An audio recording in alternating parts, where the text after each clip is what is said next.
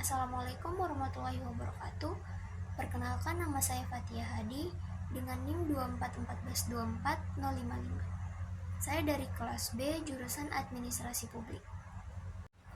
Video ini dibuat untuk memenuhi tugas mata kuliah Teori Pembangunan oleh dosen pengampu Ibu Dr. Fenty Prihatini TUI SPD MSI. Jadi di sini saya akan menjelaskan mengenai teori pembangunan. Teori pembangunan adalah kumpulan teori yang menjelaskan bagaimana sebuah masyarakat dapat mengalami peningkatan dan perbaikan. Teori ini berasal dari berbagai ilmu dan pendekatan, serta seringkali menjadi topik perdebatan di antara para pemikir. Beberapa teori pembangunan utama yaitu yang pertama, teori modernisasi. Teori modernisasi yaitu teori yang menganggap bahwa pembangunan dapat dicapai dengan mengikuti jalur pembangunan yang telah dilakukan oleh negara-negara maju. Kemudian yang kedua ada teori ketergantungan. Teori ketergantungan berpendapat bahwa pembangunan di negara berkembang seringkali terhambat oleh ketergantungan pada negara-negara maju. Kemudian yang selanjutnya ada teori pendekatan kebutuhan dasar. Teori ini berfokus pada pemenuhan kebutuhan masyarakat seperti makanan, perumahan, kesehatan, dan pendidikan, serta dasar pembangunan yang berkelanjutan.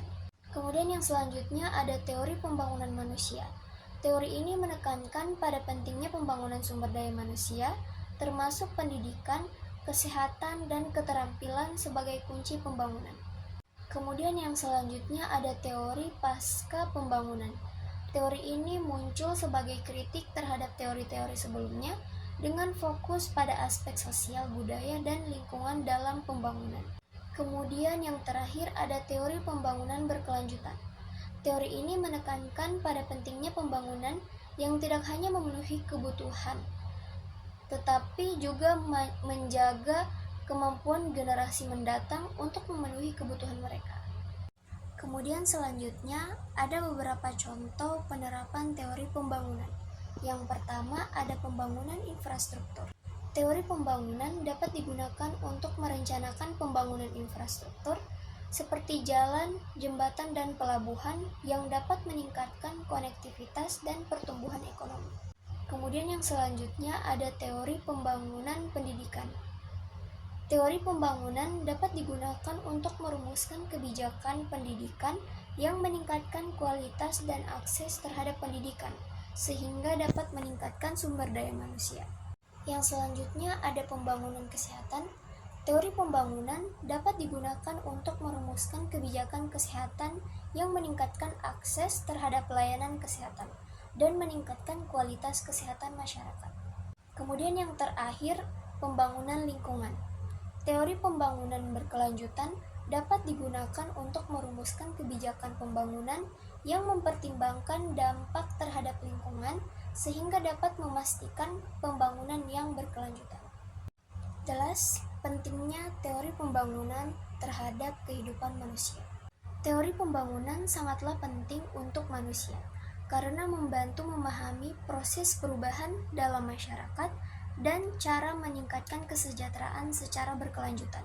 Pembangunan manusia bertujuan untuk memperluas pilihan bagi penduduk, tidak hanya meningkatkan pendapatan, tetapi juga kesehatan, pendidikan, dan kualitas hidup secara keseluruhan.